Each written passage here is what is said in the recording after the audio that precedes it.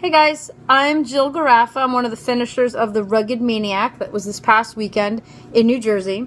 And I want to talk about the final obstacle, well, the second to the last obstacle, but for me it was the biggest obstacle of the entire race, and that was the wall, okay?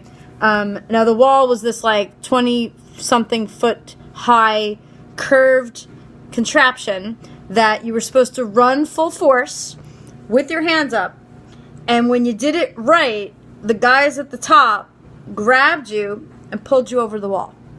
Now, approaching it, everybody was like, you could do it, you could do it.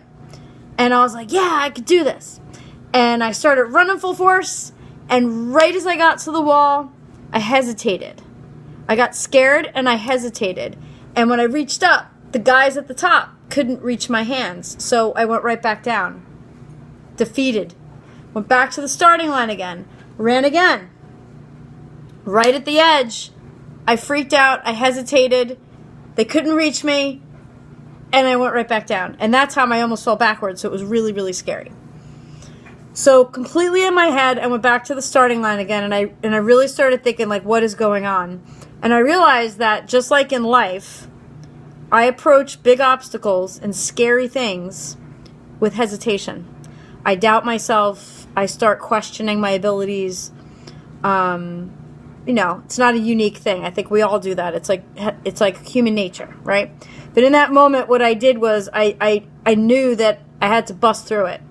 I had to, like, this was the one obstacle of the whole race I needed to conquer. So I get back and I kind of got my mindset. I made a decision that no matter what, I was going forward with full force, full steam ahead, and I was not going to look back. And that third time, arms up in the air, ran with full speed, everything I had, and the guys got me, and they pulled me over the wall, and I conquered the obstacle. The big takeaway was, just like all the obstacles in this race, not one single obstacle could you do alone. They were not designed to be done in isolation. They were done and designed to be done as a group effort.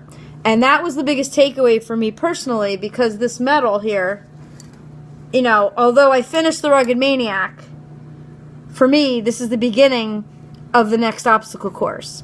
I have a lot to share. I have a lot to give in my business as a coach, and with all the training I've had as an occupational therapist and all the personal stuff I've done. And I have hesitated. I've hesitated over and over and over. And I'm realizing now, after doing this race, that it's a group effort. It's a group effort. So this is my first obstacle, doing a video, which scares the poop out of me.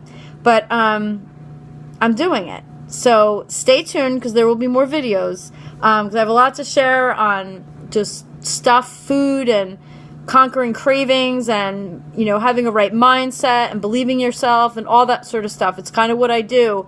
But I've been hiding out behind a big wall, and now it's time for me to bust over it and leap and go forward and make a difference in the world. So that's all I've got for today. Thank you for listening. See you next time.